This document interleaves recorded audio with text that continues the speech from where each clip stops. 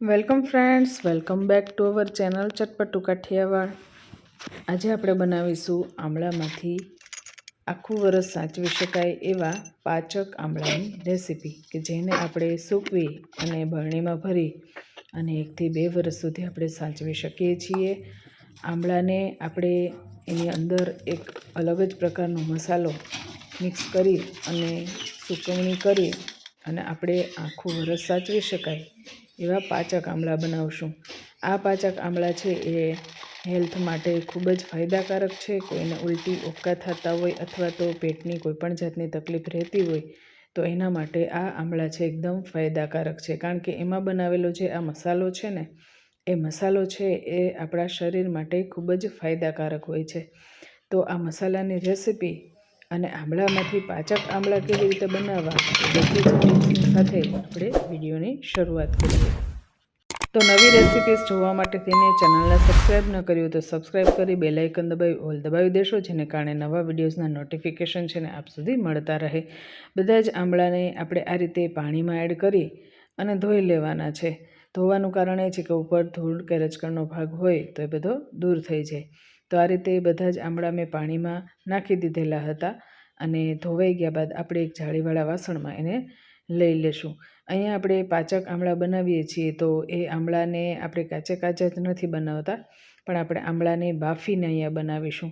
તો બાફવા માટે થઈને જ્યારે પણ હું આમળા ધોઈ રહી હતી ત્યારે મેં ઢોકળિયામાં પાણી ગરમ કરવા મૂકી દીધેલું હતું. તો પાણી ગરમ થાય ત્યારે જ આ આમળાને આપણે ધોઈને આ રીતે એની અંદર જાળી મૂકી અને આપણે આમળાને બાફવા માટે મૂકી દેવાના છે. આમળા આવી રીતે આપણે બાફીશું તો એકદમ ઝડપથી બફાઈ જશે.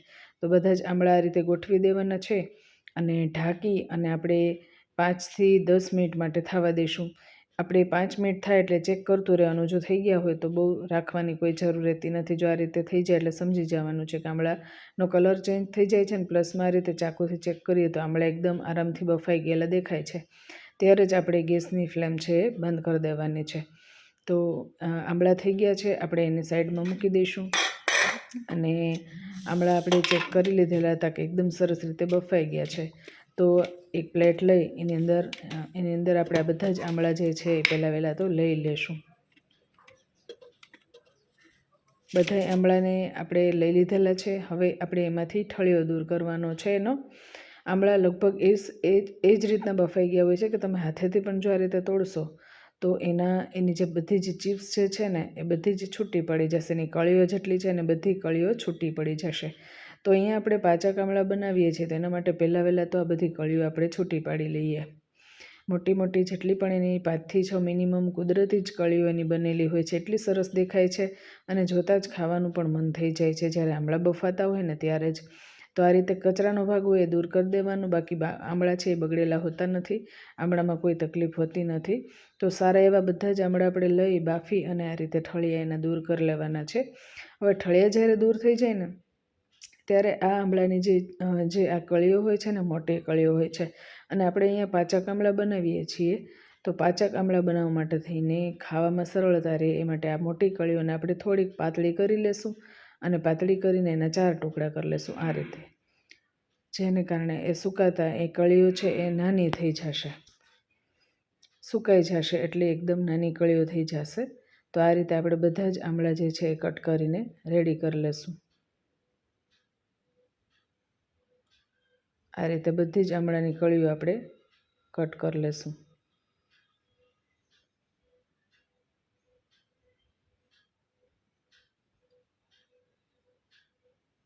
તો અહીંયા બધા જ આમળાની કળીઓ મેં કટ કરીને રાખી દીધેલી છે કે જેને કારણે આપણે વિડીયો છે એ લાંબો ન બને.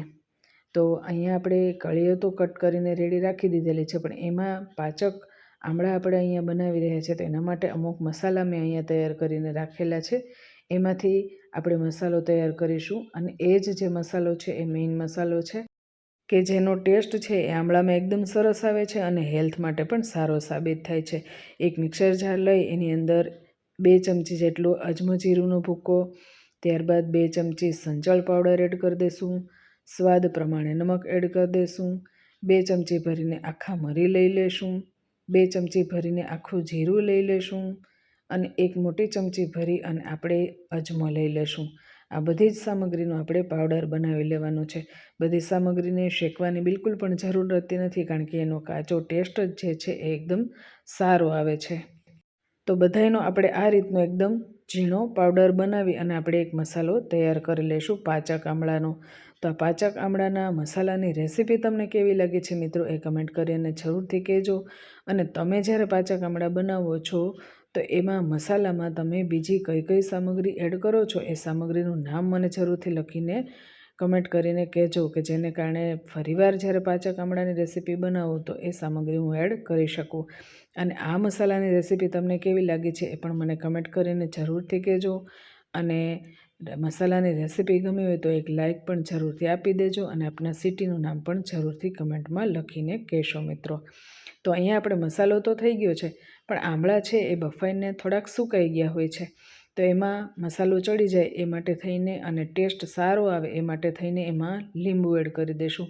તો મેં અડધું લીંબુ લીધેલું છે, એ લીંબુનો રસ આમાં એડ કરી દઈશું, કે જેને કારણે બધો જ મસાલો જે એ છે આમળામાં સરસ રીતે ચડી જાય.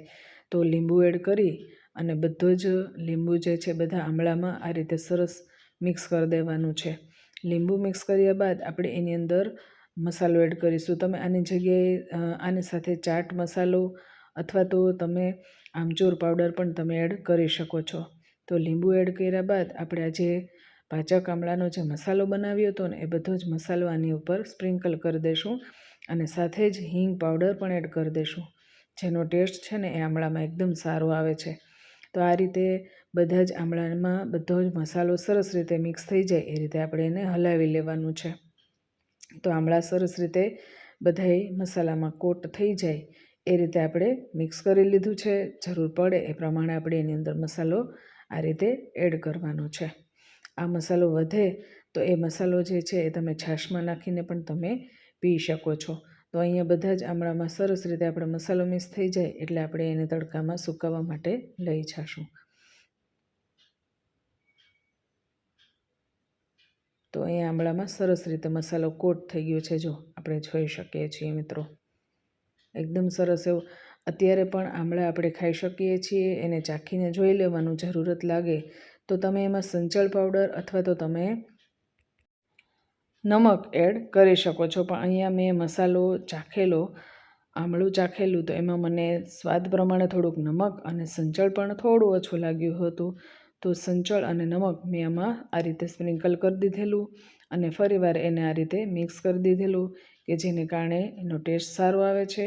અને થોડું એવું ચડત નમક અને સંચળ જો એમાં નાખેલું હોય ને તો એ પાચક આમળા છે ને એકદમ ટેસ્ટી બને છે. તો આપણે અહીંયા આમળાનો મસાલો નાખી અને રેડી તો કરી જ દીધેલા છે, પણ એને આપણે આખું વરસ સાચવવાના છે ને, તો એના માટે આપણે એને તડકામાં 2 થી 3 દિવસ માટે સૂકવવા જરૂરી બને છે, કે જેને કારણે એમાં રહેલો જેટલો પણ ભેજ હોય ને બધો જ ભેજ છે એ દૂર થઈ જાય. તો આ રીતે બધા જ આમળાને આપણે આ રીતે છૂટા છૂટા સૂકવી દઈશું અને મિનિમમ 2 થી 3 દિવસની અંદર તો આ આમળા છે એ સુકાઈ જ જાય છે. અને આમળા જ્યારે સુકાઈ જાય ને ત્યારે એકદમ ખડખડ અવાજ આવે છે, એ એની નિશાની છે. તો આમળાને 2-3 દિવસ સૂકવ્યા બાદ જો આ રીતના આમળા છે એ તૈયાર થઈ ગયા હતા અને તમારે 2-3 દિવસે એમાં ચેક કર્યા કરવાનું અને સાંજ પડે એટલે ઘરમાં લઈ લેવાના ફરીવાર. તો આ રીતે 3 દિવસે આમળા છે એ સરસ રીતે સુકાઈ ગયા હતા અને ખખડતા અવાજ આવે એટલે સમજી જવાનું આમળામાંથી ભેજ બધો ઉડી ગયો છે અને આખું વરસ સાચવી શકાય એ માટે થઈને આવી રીતે બરણીમાં તમે સ્ટોર કરીને રાખી શકો છો. મિત્રો, આ પાચક આમળાની રેસીપી તમને કેવી લાગી છે? રેસીપી ગમે તો એક લાઇક જરૂરથી આપી દેજો. ચેનલ પર નવા હોય તો સબસ્ક્રાઈબ કરી બેલ આઇકન દબાવી ઓલ દબાવી દેશો, જેને કારણે આવા નવા વિડીયોઝના નોટિફિકેશન છે ને આપ સુધી મળતા રહે.